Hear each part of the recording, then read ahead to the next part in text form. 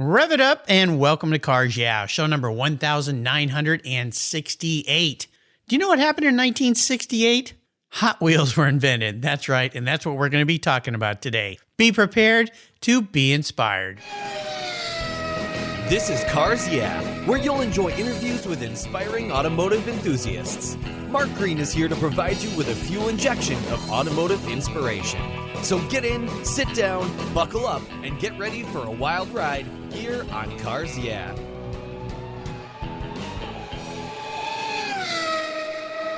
Hello, inspiring automotive enthusiasts, and welcome to Cars Yeah. Today I'm in Deerfield, New York, with a very special returning guest by the name of Mike Zarnock. Mike, welcome to Cars Yeah. Do you have any gear, and are you ready to release the clutch? Oh, thank you for having me. Yeah, I'm ready. Let's rev it up and dump the clutch and have some fun. Absolutely. Now, the timing is really good here because we're going to be talking about something near and dear to your heart and to mine in my past, and that is Hot Wheels. And for you listeners out there, 1968, that's when the Hot Wheel cars came about. So that kind of fell into place nicely with Mike's show today. And before I give you a proper introduction, what's one little thing that maybe most people don't know about you since you're so well known in the Hot Wheels circles? Oh my goodness, I don't know, man. You know, sometimes I have to look on the internet to see what I'm doing because people know more about me than I do. I've been a musician, I've been an actor, a race car builder, race car driver, you name it. So wow. There's a lot of crazy things out there about me. Well, and I understand you're a new second-time grandparent recently too, right? Yes, well, yes, definitely. Congratulations. I have a 4. Thank you. I not 4, but she's 5 now. My first granddaughter. Yep. And her little sister was born 2 days ago. So, yeah. Well, very cool. So we're all excited. Thank you. Yeah, no kidding. Well, let me give you a proper introduction. No doubt this little girl's going to have a couple Hot Wheels on her shelf. I have a feeling. Oh, yeah. Yeah, absolutely. Michael Zarnock is an American author, columnist, publisher, Diecast, Hall of Fame, Hot Wheels historian, 3 times Guinness World Record holder. He's an actor, as he said, musician, a race car driver, builder, and fabricator. This guy's done it all. Michael's knowledge and his 30,000 plus vehicle Hot Wheel collection has earned him notoriety around the world. He's the best grandpa in the world. He's got all sorts of toys to play with. He's authored 14 books, numerous chapters in other books, and hundreds of magazine articles about Hot Wheel toy cars and accessories. Mike has twice held the Guinness World Record Hot Wheels collection number, and he has earned the most distinguished label, one of the world's leading Hot Wheels authorities, and he's known as what they call a super collector. No kidding. Most recently, Michael has been featured in a coloring book designed and published by past Cars Yeah guest Fireball Tim Lawrence. We'll be talking about that too. But first, a word from our valued sponsors, so give them a little love. Think about your Hot Wheels collection. We'll be right back.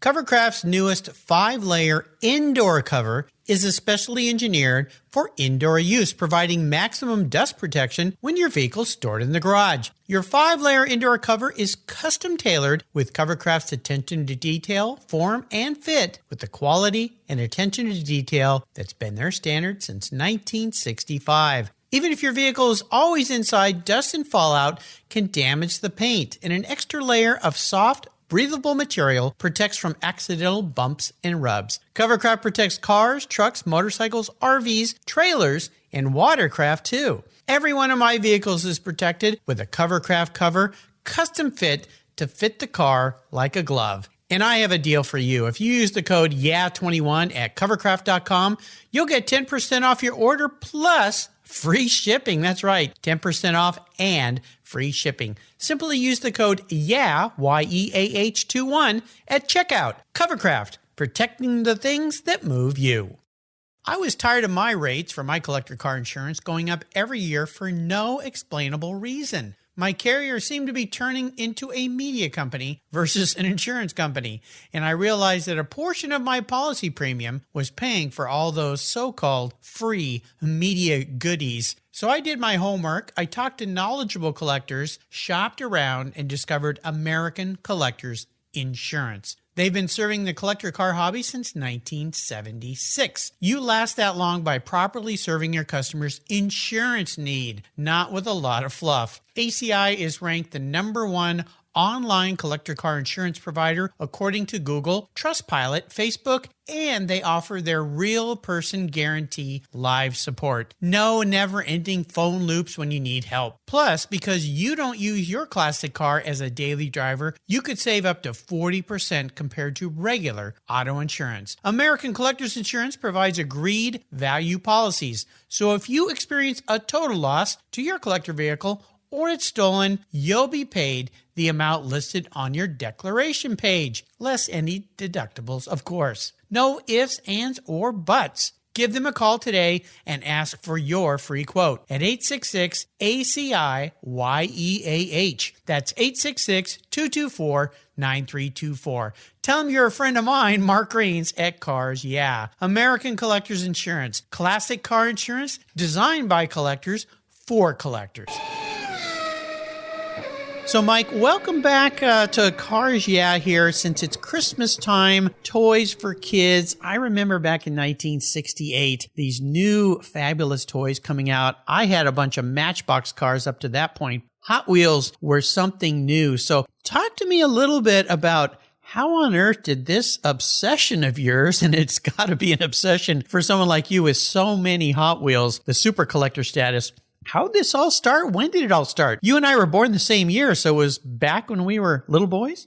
Yeah. I was 10 years old actually, and I was going down to the little mini mall that we had, like a strip mall. It was a little store called W.T. Grant, and I was looking for the latest Tom Daniel model, and because I love Tom Daniel stuff, his all of his designs were really, really cool. And I walked into W.T. Grant, I'm looking at the models, and I look up, and there is a Hot Wheel display. And it's like, oh my goodness. Here are cars that are, they've got trick paint, they've got superchargers, they got slicks, they got mag wheels, and they're 69 cents. Now, I used to have Matchbox cars, and I had slot cars, and I would always soup them up, to make them look like the cars that were on the street. My dad was a body man, so I could go to the shop and use his paint gun and stuff like that. But I was better at it with my mom's nail polish. Nail polish. I think I did that too. Yeah. So I would take whatever I could, parts from this and that, and I would make, really cool looking cars. And there's Hot Wheels that are already done. So of course I fell in love immediately. The cars that really caught my eye were cars like the Silhouette and the Beatnik Bandit. Mm-hmm. They were the cars that I saw in Hot Rod or in Carcraft magazine and even on TV. So, those were the first two cars that I bought. I really don't remember which one was first, but those were definitely the first two cars that I bought. And, I just fell in love instantly. And I had to have every single Hot Wheel that came out when it came out. Yeah, no doubt. Now, you've been involved in so many different things in your career. Is this just the nature of you that you want to explore and try lots of different things? Because so many people from my and your generation, they get on one track, they stay on track their whole life, and that's kind of it. They might have hobbies and things, but you've done a bit of everything. I like different things. I mean, I've never been one to be able to just sit and do the same thing. At some points in my life, I worked in a factory, and you make 10,000 pieces a day. You go back in, you make 10,000 pieces again. It's just too repetitive and too boring. Kills your soul. Yeah. So I've always seen other things that really looked interesting. So I had to give them a try. When I was little, my dad always said, I don't care what you do, just be the best that you can be at it. Just give it your best. So everything that I've done, whether it was being a mechanic or, a fabricator or a musician, anything, I did my very, very best, at it. So, but yeah, I just like doing different things. No doubt. And of course, most of it revolves around cars. So yeah, there you go. Perfect. Now, let me ask you this. Being an expert in the world of Hot Wheels, why were they so successful and why are they still around today? Because a lot of toys from the 60s are long gone. I think it's because they emulate the real cars that are on the street. Elliot Handler's idea to begin with was to give kids the feel of the custom cars that were on the streets in California. You know, I grew up in New York State where we had winter like 11 months out of the year. So you really don't get a chance to see cool cars except for in the covers or in magazines and things like that. We would have a car show that would go to Syracuse once a year. And, you know, those were the only times that we could really see these cars. So when Elliott Handler made Hot Wheels cars, every kid anywhere could have a custom car in their hand. They could play with it in their living room or their bedroom or wherever they wanted to. And they could get together with their friends. So, you know, you could have a race car, you could have a show car, you could have, I mean, heck, I could have 5 different color AC Cobras in my hand when I couldn't afford a real one. So I think the playability, you know, being able to play with them or just look at them or whatever has definitely been the mainstay from 1968 to today. People will see like a 57 Chevy. Either they had one, they know someone that had one, their Uncle Bob had one, you know, so of course they buy it and they give it to them and it's like, oh wow, I remember when I had that car. And then of course they may start to collect themselves even more so. So I think the realism of the cars adds to that. And of course, you know, little kids love to play with toy cars. My granddaughter loves dinosaur cars. Dinosaur cars, yeah. Oh my goodness, yeah. Anything, you know, with dinosaurs. She's 5 years old. Yep. Her very first car was a pink Chevy 2. And she was not even a year old. And she was crawling across the floor, pushing it, making car noises. So right away, I knew she was going to be into cars and toys. Yeah. So, and of course, girls collect as well as boys. Well, and they were affordable. I remember my buddies I, if you just could get 13 bottles and turn them into our little corner drugstore for a nickel a bottle, that would get you a Hot Wheels car. So we go, Mondays, we go digging through all the trash cans between my house and that little store, find a bunch of bottles, and we could get ourselves a Hot Wheels car. I did the same thing. You know, the baseball field was right by the corner store. Oh, gold mine. So I would go behind the bleachers and I would look for bottles and do the same thing. Yeah, it's just really cool. Now, you were recently on a History Channel show titled "The Toys That Built America." Is that right? Oh, yes, yeah. That was last Sunday. Yeah, episode 3, the Toy Car Wars. Yeah, I had a blast doing that. Tell our listeners a little bit more about what that was about and what you got to do on that show. The show was about Matchbox versus Hot Wheels. Elliott Handler, again, I keep dropping his name, but he's the guy that owned Mattel at the time, and he's the one that Hot Wheels was his invention. You know, his wife did the Barbie, so he had to, of course, try to up one her. Tough to compete with Barbie. You know, yeah, definitely. But yeah, the show was about how Hot Wheels jumped right in the middle of the toy car industry. You know, at the time there was Matchbox, there was Dinky, there was Corgi. You know, there were a lot of big companies that were making, you know, millions and millions of cars. And when Mattel wanted to do it, all of the engineers and the design team said, no, we can't do it. And Elliott said, yeah, we're going to do it. And he did. So the show was about the differences between Matchbox. You know, Matchbox cars were more utilitarian. They really didn't roll. They didn't do anything. But they were, you know, trucks and trailers and campers and things like that. Where Hot Wheels, again, you know, custom cars. And Elliott Handler wanted to have it as a hands-off thing. You know, all gravity tracks and things like that. Where Matchbox didn't have tracks. You know, you had to move it around with your hands. Oh, yeah. So, it's a great show. I had a great time doing it with a whole bunch of other people. You know, my filming was like 6 hours.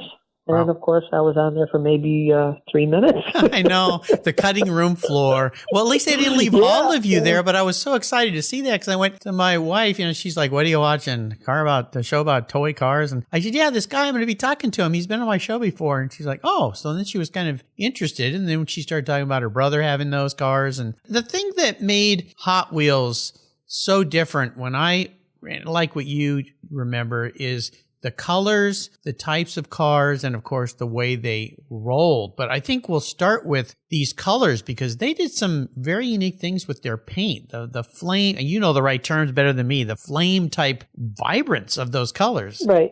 Yeah. What they did was they used the bodies, they polished the bodies in a tumbler. So they were very, very shiny, like chrome. And then they would put a translucent paint over it, a candy color. So it looked like a custom paint job.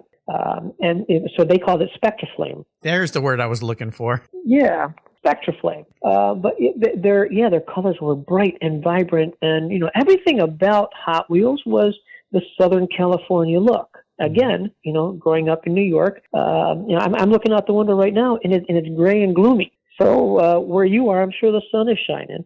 Well, I'm in the Pacific Northwest. I grew up in California where it's sunny, but yeah, it's gray and gloomy here and raining. So yeah, I can dream of my youth in Southern California. And we used to build pathways for the cars, our own, down at the beach on the sand. We'd get the sand wet, and you could pack it tight enough that you could build like mimic that orange track in the sand on the beach. So yeah, that's kind of the fun we had in the sunshine in December. There you go. Yeah. Yeah. So you guys could live that. Yeah, right. That's the thing. Everything about it was sunshine and lollipops and beaches, and But yeah, I played with my Hot Wheels track in the house, most of the time. So. But yeah, California and the cool cars and the hot rods, and I used to see things in the magazines that were like, oh my goodness, these guys are driving dragsters on the street. They could have slicks on the street. When I was growing up, my dream was to turn 18, get out of high school, move to California and be a custom car builder. So. There you go. There was a lot of fantasy to that, and I was so fortunate to live that life growing up in Southern California and seeing all that and being around all that. But again, the Hot Wheels cars were so important to me. I still have many of the Hot Wheels cars that I had as a kid. I've always had this thought of saving them for my kids. My kids weren't really that into them, so they still sit. But like you, I now have a first grandchild, so maybe he'll be into them. Who knows? But some of these have become very collectible. And I had a guest on the show earlier this year who owns the most collectible, the pink beach bomb. Oh, my buddy Bruce. Bruce Pascal. Yeah, Bruce. Yeah. So some of these things have become crazy collectible. Now, a lot of them, though, they made so many of them, maybe not so much. But if you were going to advise somebody who wanted to start collecting these, or maybe go back and collect the older ones because it reminds them of their youth, what are some words of wisdom you might offer a would-be potential collector of Hot Wheels cars? Collect what makes you happy. It's a hobby, I can't tell you how many emails I get a week. People ask me, what can I collect that's going to be worth money in the future? Yeah. If I knew that, I'd be a very, very wealthy man. Yeah. It's a hobby, Bruce bought what he bought because that's what he wanted. Do other people, or would other people spend $72,000 on a toy car? Probably no. Not. Maybe. I don't know. Okay. Yeah. But he can afford it. That's what he likes to do. I have a real truck out there that I'm building. So I'm going to put that whatever, amount of money into my real truck rather than my toy truck. But that's what Bruce does. That's his mainstay. That's what he likes to do. So do what makes you happy. It's a hobby. I know people that don't pay the rent and buy Hot Wheels. Yeah. Don't do that. Don't get obsessive. Yeah. Yeah. I mean, but the thing about a hobby is enjoy what you do. Don't get crazy with it. Don't get upset with it. The hunt is a big thing. And if you can afford $10,000-$15,000 for one Hot Wheel, yeah, do it. But I can just see him asking my wife, "Hey, honey, I'm going to take $20,000. I'm going to go buy a Hot Wheel." Yeah, right. Good luck with that one. Yeah, good luck with that one. But yeah, I've learned talking with so many people, it's the same when you go to buy a vehicle, a real vehicle. The wrong thing to think is, how can I make money on this? If you're someone who buys and sells cars, yeah, that's the way to do it. But I've had the most success with my cars, and I've just been lucky with most of them because they have gone up in value, but buying some I really like and I enjoy. Otherwise, you tend to, if it doesn't go up in value, you get kind of angry about it. And it's like, well, why do I have all these? And you've probably run across this. People that get obsessive with collecting things like Hot Wheels end up with so many, and they're all stored in a garage and all these plastic boxes, and they never really enjoy them. There's just this massive craziness. So this is an interesting psychological question for you, Mike. How do you stop from allowing that to happen with your Hot Wheels collection, so it just doesn't become this 1 more, 2 more, 3 more, 10 more. Yeah. Asking the wrong guy. I'm thinking I'm asking the right guy, because you're there. Now you're in a different league than all of us. But again, when do you go, wait a minute, this is kind of silly. Yeah, I'm not paying the rent because Let's put this into perspective. Okay. I have 2,500 square foot of storage space at my house. That's a big garage. Well, that's my basement. Your basement. Okay. I got a pretty big house. So, and that is like 8 foot high, and I'm running out of room. Okay. Yeah. So, when I buy things, I prefer to buy the older things. I prefer to buy things that are hard to find. As you said, there's a lot of things that are very common. So, you can get them anywhere, anytime you want, and relatively inexpensive. But when I run across something that is from 1968, 69, 70, whatever, last year I found some pieces that were from Mexico. Wow. The CIPSA stuff. And of course, I could not let it go by. Did I spend a lot of money on it? Yes. But it's something that I will never come across again. So, someone like myself, I have to have that mentally, it's a want, not a have. It's something that I have to have for my collection. Did they make vehicles, Hot Wheels, for different regions that you couldn't get in the U.S.? Yes. Oh, okay. Yes. There you go. So uniqueness, that could be one of your things. I always say this to people: if you're going to collect things, whatever it is, maybe hone in a little tighter, niche down to, unless your funds are unlimited and you buy everything in the world, but most people can't. Right. Niche down to a specific category. Maybe you like American cars. Maybe you like custom rod. Does that help the collector be a little bit more in control? Oh, yeah. Yeah, I'm asking the wrong guy, that right? Collect just Mustangs or Chevy or Corvettes or anything, and they have this huge collection of Corvettes. Me, I love track sets, play sets, the artwork on the cards. Those remind me of the different eras of Hot Wheels and what I was doing at that time in my life. People can just collect whatever makes you happy. Yeah, that's the key. So, you can have 100 cars, you can have 100,000 cars, or whatever. But yeah, that's the most important thing. Make what you can afford, make it happy, make it fun, and if you can do it with your family, that's even better, because my family comes with me, to a lot of the different events. My wife is always with me. So, that's the cool thing. Let's take a short break for our sponsors. We come back. I want to talk about events, because if people want to get into this or they're already into this, maybe you can share some ideas of where they can go to expand their horizon. So keep that thought in mind, and we'll be right back. Sure. Did you know that Cars Yeah! Is in the top 1% of all podcasts based on listenership, according to Libsyn, the premier RSS feed for podcasts in the United States? That's right. And Cars Yeah! Is the only 5-day-a-week automotive-focused podcast for you to get your message into the ears of thousands of listeners daily from all over the world. Plus, DuPont Registry recommended Cars Yeah! Is one of their top 10 car podcasts for you to enjoy. Cars Yeah! Has experienced tremendous growth, plus your ads are evergreen, meaning they never go away. And more listeners find Cars Yeah! Every day for their daily dose of automotive inspiration. Do you want to expose your brand to a highly targeted list of automotive enthusiasts in a very unique and very personal way? Well, I can help you. Contact me, Mark Green, at mark@carsyeah.com or through the website at carsyeah.com today to learn more. Linkage. It's a new quarterly publication and website that covers the automotive market, driving, restoring, collecting, and discovering your passion for motor vehicles. Linkage is about experiences, opinions, and values. Linkage is an actual informed, reasoned opinion based on first-hand experiences. A talented Linkage team covers the automotive world, the people who share your passion and mine, smart, considered, rational, and experienced opinions. ones you can learn from and grow.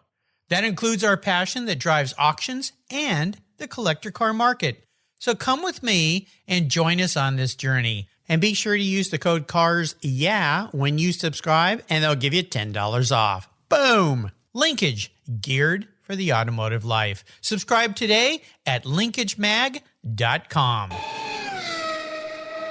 So let's talk about this a little bit. If people want to get involved more with the Hot Wheels collecting, or just to go out and explore and see things, what are some events that are coming up in the new year that they might want to think about doing a little road trip? Well, the thing with Hot Wheels events is that they sell out almost instantly. Really? There are that many Hot Wheels. Oh my goodness, Oh there my are that many gosh. Hot Wheel collectors out I had there. no idea. Oh yeah. There's an event coming up in Charlotte, North Carolina in March.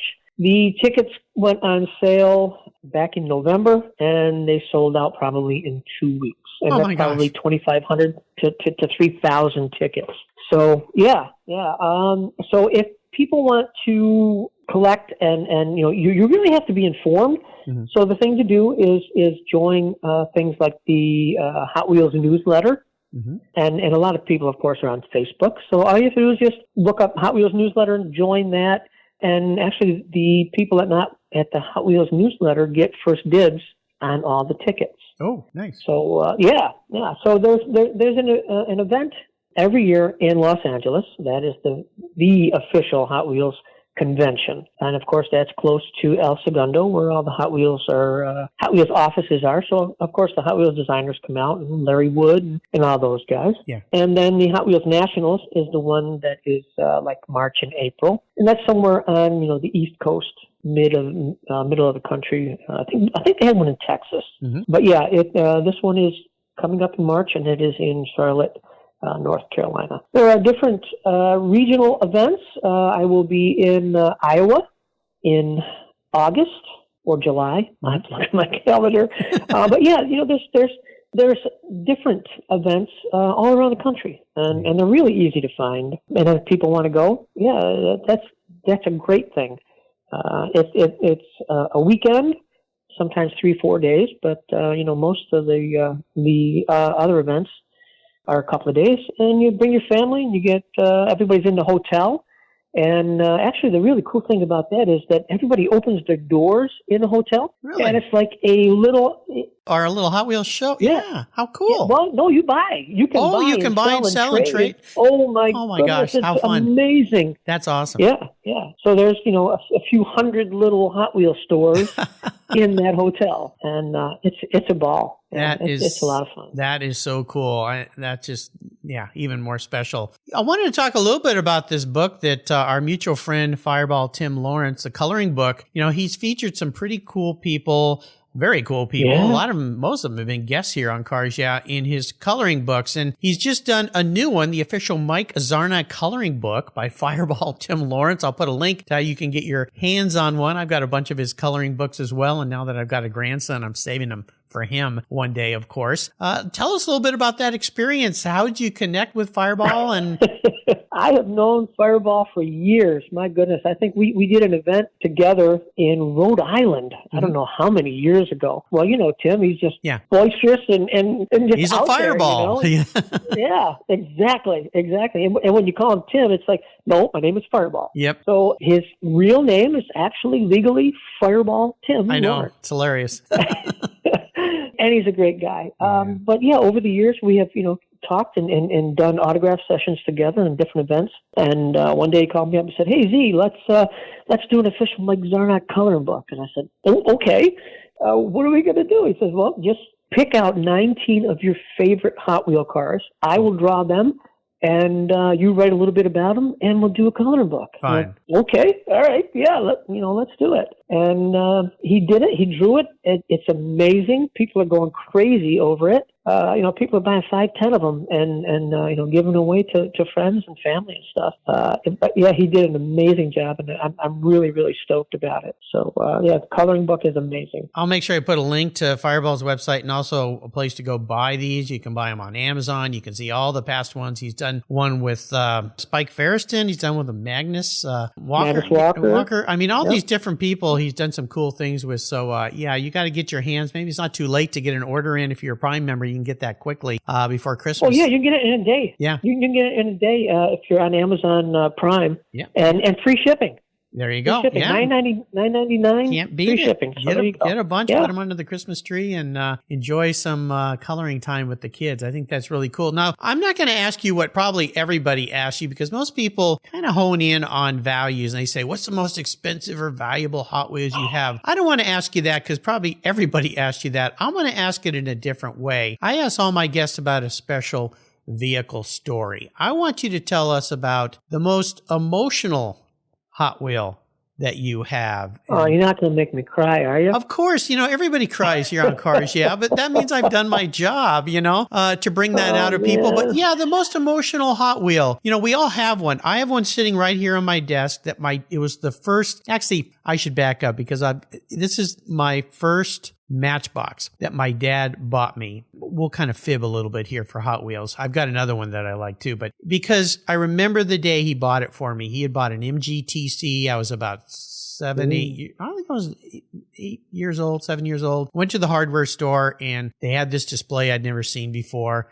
And he said, pick one out. And I picked out the red Jaguar E-Type Coupe, and still have it to this day. Lost my dad about 4.5 years ago. That car, I can almost smell the MG that day. But that's why I want to ask the question to you this way is emotional. What stirs the most emotion for you? If you can even pick one, but maybe there's a bunch that do it. But let's just talk about one car. Well, I do have one. I got a phone call from Mark Morse, who was in charge of Hot Wheels at the time. And we were just talking about Hot Wheels in general.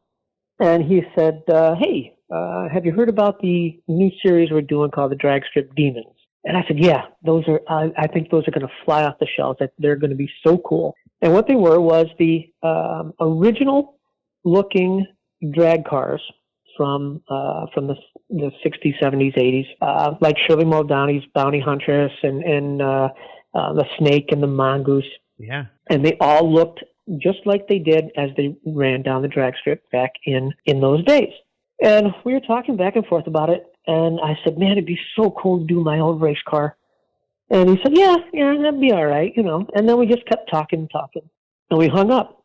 And about a week later, he calls me up. He says, hey, were you serious about doing your old race car as part of the Drag Strip Demons? No way. Well, I said, yeah. He says, you want to do it? I said, well, yeah. He said, all right, send some pictures of the car. I will send you all the legal stuff, and we'll get it done. Wow. Nice. And he hung up. And I'm thinking to myself, are you serious? Did that just happen? Yeah.